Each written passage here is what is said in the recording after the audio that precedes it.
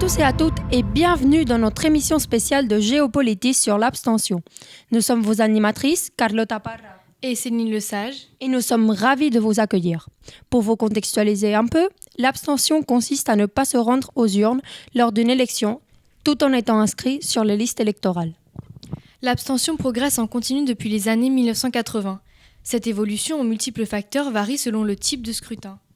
Tout à fait, Céline. Et pour expliquer ses causes et ses conséquences, aujourd'hui, nous comptons avec un panel d'invités exceptionnels. Irénée Renoir, politologue. Bonjour, merci de m'avoir invitée. Deux chercheuses de l'université Sciences Po, Gabrielle Laroche et Cassandre Garcia. Bonjour. C'est un plaisir d'être ici avec vous. Sophia Bencherchali, une sociologue. Merci de me recevoir. Et finalement, une journaliste spécialisée en sciences politiques du journal Le Monde. Bonjour. Après cette brève présentation des invités, on va commencer à étudier qu'est-ce que l'abstention et les différentes raisons possibles avec notre politologue Irénée. Comme vous l'avez dit précédemment, l'abstention est le fait de ne pas voter lors d'une élection ou autre procédure électorale, comme le référendum national ou local, malgré une inscription sur les listes électorales. La personne qui ne vote pas est qualifiée d'abstentionniste. Il est important de ne pas confondre cela avec le vote blanc ou le vote nul, qui sont qualifiés de suffrage non exprimé. Très intéressant, Irénée. Mais pour quelles raisons les abstentionnistes ne voteraient pas ? L'une des raisons les plus fréquentes pour lesquelles de nombreux électeurs ne votent pas est qu'ils se sentent pas identifiés ou que leur idéologie n'est pas représentée par aucun des partis politiques présents, ou pour montrer leur mécontentement envers le système politique. C'est un point essentiel. Pensez-vous que cela indique un manque de diversité dans le paysage politique ? Oui, absolument. Quand les électeurs ne trouvent pas du candidat qui résonne avec leurs valeurs, ils peuvent se sentir déconnectés du processus. Comme sociologue, je peux ajouter à cela qu'il existe le désintérêt politique. Certains électeurs ne se sentent pas concernés par les élections ou pensent que cela ne changera rien à leur quotidien. Ce sentiment est souvent lié à un manque de confiance dans les représentants politiques ou les institutions. Tout à fait, Sophia. Est-il aussi possible que les électeurs ne se sentent pas assez informés sur les candidats ou le fonctionnement du processus électoral et décident de s'abstenir ? Un autre facteur serait que quelques électeurs simplement laissent tomber l'affaire. Ils croient que leur vote parmi tous n'aura aucun impact, surtout quand les résultats semblent prévisibles. D'ailleurs, on a aussi pu remarquer qu'en France, pour les élections municipales de 2020, l'abstention a atteint un record avec près de 58% d'abstention au second tour. En partie à cause du Covid-19, en plus de, comme vous l'avez dit, cette tendance au désengagement national. Tout cela est passionnant. Mais Irénée, que pensez-vous qu'il serait nécessaire de changer pour améliorer cela ? Il est crucial d'améliorer l'éducation civique.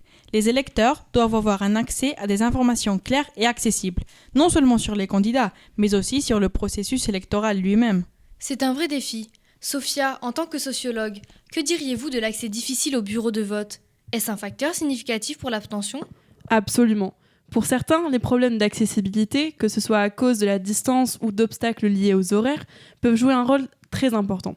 Tout cela, cumulativement, contribue à l'augmentation de l'abstention. Pourtant, l'INSEE a déclaré que 97% de la population française vit à moins de 10 minutes en voiture d'un bureau de poste et la loi impose depuis 2005 que les bureaux soient accessibles aux personnes handicapées. Très intéressant, Cassandre. Irénée a évoqué que certains s'abstiennent pour montrer leur mécontentement envers le système politique ou envers les candidats. Sophia, pourriez-vous nous expliquer ceci ? En effet, l'abstention peut aussi être un acte volontaire. Certaines personnes refusent de voter pour exprimer leur mécontentement ou encore leur rejet des candidats en lice. On parle alors d'abstention protestaire. Très intéressant. Y a-t-il d'autres raisons de s'abstenir ? Il en reste deux. La fatigue électorale. Lorsque des élections se succèdent, certains citoyens peuvent se lasser d'aller voter à chaque fois, surtout si les résultats ne répondent pas à leurs attentes. Et ensuite, il y a des raisons sociales et économiques. Par exemple, les personnes issues de milieux modestes ou précaires participent souvent à moins aux élections.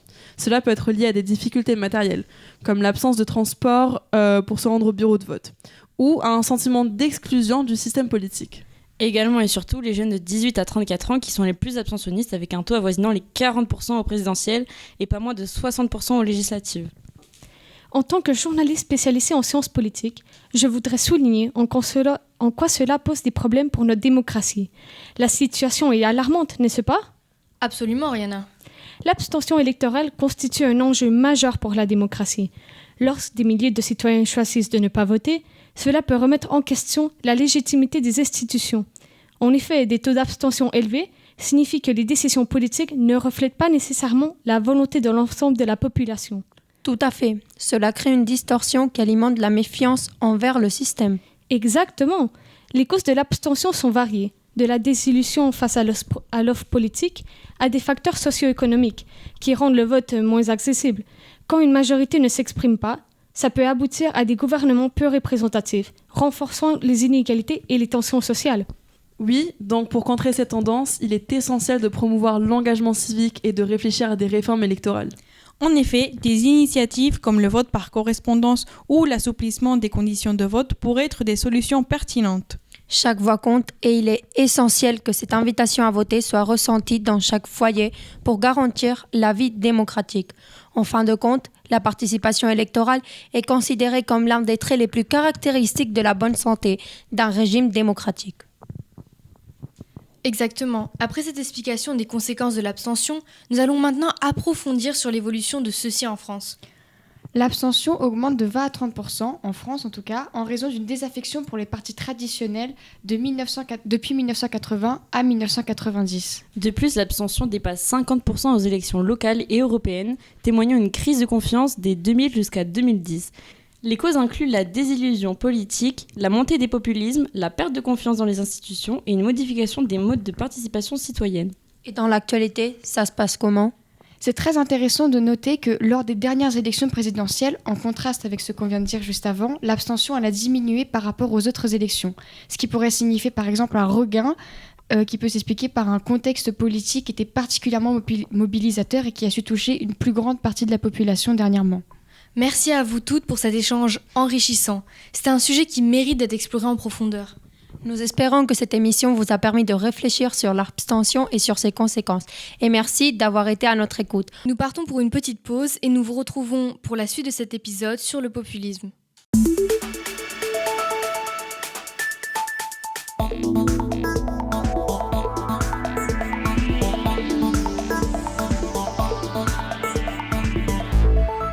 Rebonjour et ravi de vous retrouver pour la suite de cet épisode de Géopolitis.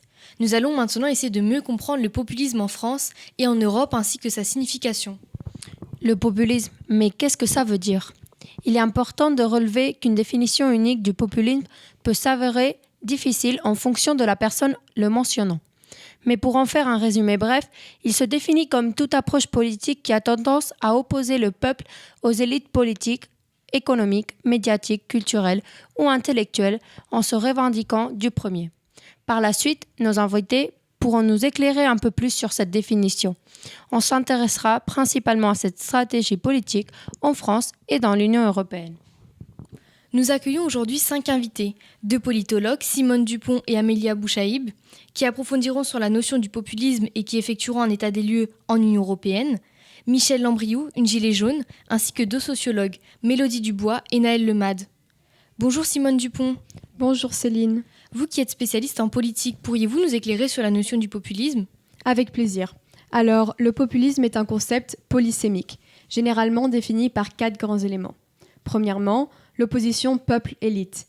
Celui-ci repose sur l'idée d'une opposition entre un peuple pur et une élite corrompue. Il met en avant la volonté de défendre le peuple contre les élites jugées déconnectées. Deuxièmement, la simplification du discours. Le populisme se caractérise souvent par des solutions simplistes à des problèmes complexes, en privilégiant une communication directe avec le peuple via des canaux non traditionnels comme les réseaux sociaux. Troisièmement, la réduction du pluralisme. Les populistes tendent à ne pas tolérer le pluralisme, arguant que seul leur mouvement représente la véritable volonté du peuple. Ceci peut saper les institutions démocratiques lorsqu'ils accèdent au pouvoir. Dernièrement, la dimension autoritaire. Certains mouvements populistes peuvent inclure des tendances autoritaires en remettant en cause les contre-pouvoirs et en fragilisant l'état de droit. Je pense que nous comprenons mieux ce qu'est le populisme. Mais quel est son lien avec la démocratie et quels sont les défis ? Eh bien, pour bien comprendre le lien entre le populisme et démocratie, imaginez que la démocratie est comme une maison, dans laquelle les citoyens vivent ensemble, prennent des décisions collectives et se protègent grâce à des règles communes. Dans cette maison, il y a des fondations solides, les institutions démocratiques, comme la justice, le Parlement et la presse libre. Ces fondations garantissent la stabilité de la maison, permettant à tous d'avoir une voix et de respecter les règles partagées. Le populisme, quant à lui, peut être comparé à une tempête qui se lève quand les habitants de la maison se sentent laissés du côté ou ignorés par ceux qui dirigent. Le populisme arrive en promettant de réparer ce qui ne va pas, en affirmant qu'il va rendre la maison à ceux qui comptent vraiment, c'est-à-dire le peuple. Cependant, dans cette promesse, il peut se passer deux choses dangereuses. Premièrement, la fragilisation des institutions. Pour apporter le changement qu'il promet, le populisme commence à attaquer les fondations de la maison, par exemple en affaiblissant les tribunaux ou en contrôlant la presse. Cela revient à enlever des briques de la maison. À court terme, cela peut sembler efficace pour répondre à des problèmes immédiats. Mais à long terme, la maison devient de plus en plus instable, car les institutions qui la protègent sont érodées. Deuxièmement, la méfiance croissante. Le populisme exacerbe la division entre le peuple et les élites. C'est comme si à l'intérieur de la maison, les habitants commençaient à se méfier les uns des autres, à penser que certains complotent pour garder le pouvoir. Cette méfiance, à force de grandir, empêche les habitants de la maison de coopérer, de débattre sereinement et de trouver ensemble des solutions aux vrais problèmes. Cela crée des fissures qui affaiblissent encore plus la maison. Merci beaucoup Simone Dupont. Cette stratégie politique relève donc plusieurs défis. Amélia, bonjour. Pouvez-vous nous situer où se centre principalement le populisme ? Bonjour Carlotta. Alors en Europe, le populisme a pris diverses formes, variant selon les contextes nationaux et les traditions politiques. Un état des lieux basé sur des analyses politologiques pourrait se concentrer sur les points suivants. En France, le populisme se manifeste à travers des partis comme le Rassemblement national de Marine Le Pen, qui s'est inscrit dans une tradition nationaliste et eurosceptique. La montée en puissance de Jean-Luc Mélenchon et de la France insoumise peut également être vue comme une expression de populisme de gauche axée sur la critique du néolibéralisme et des institutions européennes. Qu'en est-il en dehors de la France ? L'Italie a vu l'émergence de plusieurs partis populistes comme la Ligue, extrême droite, et le mouvement 5 étoiles, qui incarnent des critiques virulentes de l'Union européenne, de l'immigration et des élites. Ce pays est un exemple de coalition entre des forces populistes de gauche et de droite qui ont partagé le pouvoir. Des pays comme la Hongrie avec Viktor Orbán et la Pologne sous le parti droit et justice sont souvent cités comme des exemples d'États où le populisme a conduit à une régression démocratique. Ils ont initié des réformes qui affaiblissent les contre-pouvoirs, remettent en question l'État de droit et réduisent l'indépendance des médias et de la justice. Les pays scandinaves ont vu la montée de partis populistes, mais avec un impact différent. Par exemple, en Suède, le Parti démocrate de Suède est devenu un acteur influent, notamment autour de thèmes anti-immigration et de critiques de l'établissement. Le populisme en Europe peut être donc vu comme un symptôme de la crise de la démocratie représentative ? C'est exactement ça. Et donc, quels seraient les facteurs explicatifs ? Plusieurs politologues identifient les causes suivantes à la montée du populisme en Europe. Crise économique, la crise financière de 2008 et ses conséquences économiques ont exacerbé les inégalités sociales et économiques, créant un terreau fertile pour le populisme. Globalisation et perte de souveraineté, la mondialisation économique et la perte perçue de souveraineté nationale au profit de l'Union européenne sont des thèmes récurrents dans le discours populiste. Crise migratoire. La crise migratoire de 2015 a intensifié les sentiments nationalistes et protectionnistes, notamment en Europe centrale et orientale. Perte de confiance dans les institutions, le déclin de la confiance dans les institutions démocratiques, les partis traditionnels et les médias est un facteur clé.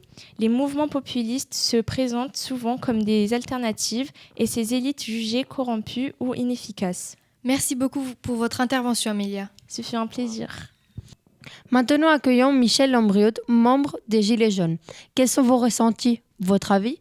Bonjour Carlotta.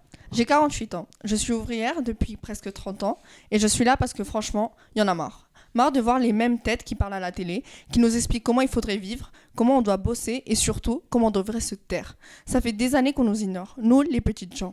On travaille, on paye nos impôts comme tout le monde et à la fin du mois, on n'a plus rien. Alors aujourd'hui, quand on parle de populisme, j'aimerais bien qu'on remette les choses en place. On nous accuse d'être populistes parce qu'on veut qu'on nous écoute, parce qu'on ose dire que ça suffit, Moi, populiste, ça me dérange pas. Si ça veut dire qu'on défend les intérêts du peuple, du vrai peuple, pas des élites planquées dans leurs bureaux. Depuis quand c'est une insulte de dire qu'on en a marre d'être pris pour des imbéciles? C'est pas nous qui avons créé ce système qui nous écrase, qui nous divise. Nous, tout ce qu'on demande, c'est un peu de justice, un peu d'écoute et un peu de dignité. Mais à chaque fois qu'on ouvre la bouche, c'est toujours la même chanson. Vous êtes des populistes, vous faites peur, vous comprenez rien à la politique.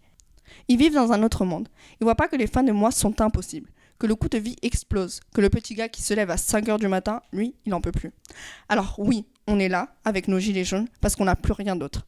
Et c'est pas du populisme, ça. C'est du désespoir. Je comprends très bien ce que vous ressentez et il est clair que votre frustration est partagée par beaucoup de gens. Vous avez raison de souligner que ceux qui vivent des réalités difficiles comme les ouvriers se sentent souvent ignorés par les élites et les décideurs. Merci de votre compréhension. Après ce témoignage, invitons Mélodie Dubois. Bonjour, c'est un plaisir d'être avec vous aujourd'hui. Mélodie, Simon Dupont a déjà abordé le lien entre populisme et crise de la démocratie. Pouvez-vous l'approfondir un peu plus ? Donc, le populisme, c'est un mouvement qui se dit proche du peuple et qui critique une élite qu'il considère déconnectée.